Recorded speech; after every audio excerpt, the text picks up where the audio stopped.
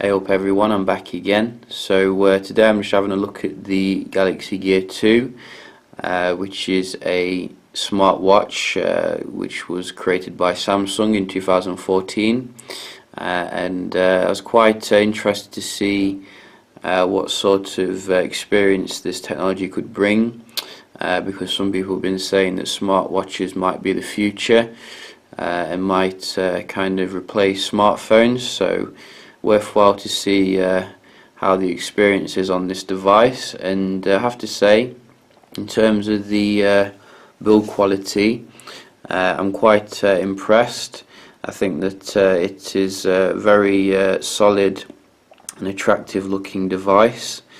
I would have liked it if they'd used probably a bit more premium material for the strap, if I'm going to nitpick, but I do like the metallic build of the actual watch itself. It feels very solid and built to last, and on the back you do get like a charging port where you can put the charging adapter and then plug that into a micro USB to charge the device, and it straps on quite well to my wrist. I haven't got the thickest of wrists, but you can see here it clicks on very nicely and looks very you know, quite nice.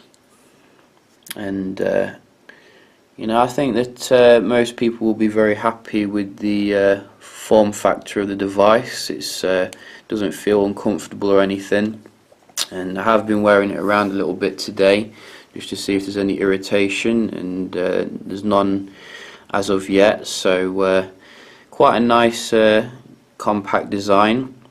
I would have liked the screen to be a little bit bigger though, if I'm to be honest. I think that it could easily be a little bit more bigger, giving you a slightly bit more content kind of thing, since we're used to such massive smartphones.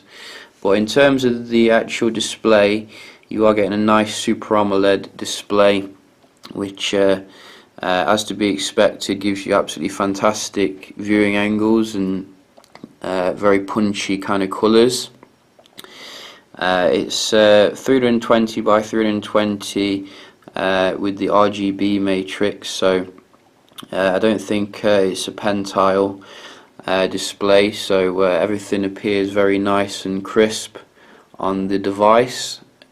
And as I said, my only real complaint with the display is the size of it. I think that it could be a little bit bigger, but you know, I think that in general it's a lot better than some of the previous displays that I've seen, particularly like from Sony on their smartwatches.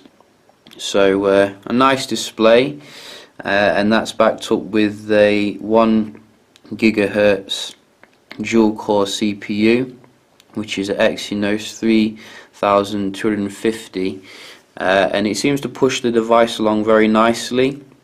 I've not noticed any major kind of bad performance or anything. As you can see, scrolling through things is very nice indeed, and I don't think it's really much is really necessary to power such a small display, really, for it to be honest.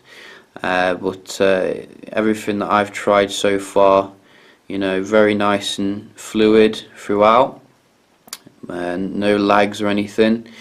It's backed up with 512 megabytes of RAM, so it would have been nice to see 1 gig of RAM. I think that should be the baseline for Android going forward, but again, it doesn't really cause too much of an issue, which is quite nice. And that is also backed up with 4 gigs of ROM, or internal storage, to store stuff. So if you're taking pictures and video, etc., that's where it will go. And as I've just mentioned, this does have a camera on it as well, which is a 2 megapixel camera, backside illuminated, and it supports 720p video recording. And I have to say, I was very skeptical in regards to this camera on a smartwatch, but I'm pleasantly surprised with the quality of the pictures it does produce. It does give you some settings such as a focus mode, like you can set it on auto or manual, as well as a photo size. You can see here I keep it on 16:9, as well as some other stuff such as voice control for when you want to shoot remotely. So and obviously you've got like a touch screen kind of way of firing the camera. I would have liked it if you could use this button here to fire the camera, so I don't get the screen too messy, because as you can see it can attract quite a lot of fingerprints. But in terms of the actual picture quality, very decent indeed, and you know, I've not been unimpressed whatsoever when it comes to this particular watch. I think that I felt a bit like James Bond taking shots from the watch kind of thing. It feels like a completely new experience, very liberating, not having to get out my smartphone. Very useful if you want to just take a quick shot of something on the sly. So I think that some shady people will really like this particular technology. But I didn't find a way to disable the shutter sound, unfortunately, so a bit of a shame about that, but maybe it will be pushed out in a future update. And as I said, it does also support the video recording at 720p, which is serviceable but nothing special. So yeah, you know, very decent camera performance on this particular device. And I think in terms of the software, you know, it's designed really to link with your smartphone, which is, like for example, I've got it connected to my Galaxy A5, and there's some small things which on there which is quite useful, such for example, find my device for when you lose your phone.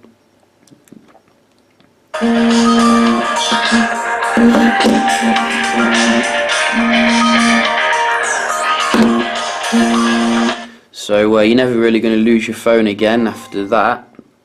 And if we go back again, you got your access to your health kind of things here, which I've not really used much at the moment, but as you can see, you can basically select your gender and stuff, and your height and weight, what units you want it to display, and you can then go into this and time your recording, like when you're running and things like that. So it's kind of like a exercise monitor, and I think the back does come with a heartbeat sensor as well here, so that can keep track of your heart rate as you're jogging. Obviously as well, there's a big emphasis on keeping you connected when it comes to your phone functions, and calls that do go through to your main phone will come up on the screen here, so you can answer them quite quickly.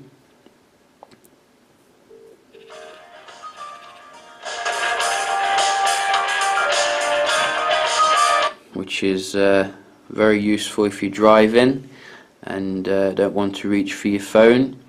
All your notifications come up here as well, so you can quickly get access to them. And the software is very helpful, you know, keeping you linked up to your phone, and you find basically everything you'd find on a Samsung device, like your stopwatch, your S-Voice, etc. It all works kind of similarly, so quite nice that they've managed to miniaturize the kind of software to work on this particular device. And you do get as well in the settings quite a bit of customizability, such as the ability to put on different wallpapers, so you can put on that one for example, or set a different style of clock. So we've got quite a few there, as you can see. So and there's some other settings obviously to control how the device works. So all in all, I think that it's quite a nice software suite on this, and I'm sure that it will meet your needs from a smartwatch. Don't expect it to replace a full-size smartphone just yet though, and obviously there's a big issue in regards to the battery life. I think a lot of smartwatches do fall over in this respect. I have to say the battery life on this so far has been quite decent. It could still be better, I think. I think you're still going to be, if you use it like all day, having to charge this like once a day. But you know, at the end of the day, it has improved remarkably compared to some other watches which can barely last a day. So you should be quite good to go when it comes to the battery on this. And yeah, you know, quite impressed with this device from Samsung. In terms of the criticisms, as I said, the only ones which I could really level are making the strap a little bit more premium, making the screen a little bit bigger. That would be nice. As well as improving on the battery technology, but I guess these things are going to take some time to you know, improve over time. But you know, I'd say that smartwatches should could definitely replace like your smartphone one day, and smartphones should definitely watch their back. So yeah, you know, hope you found this informative, and if you did, hit the like button. And I will see you next time. Cheers.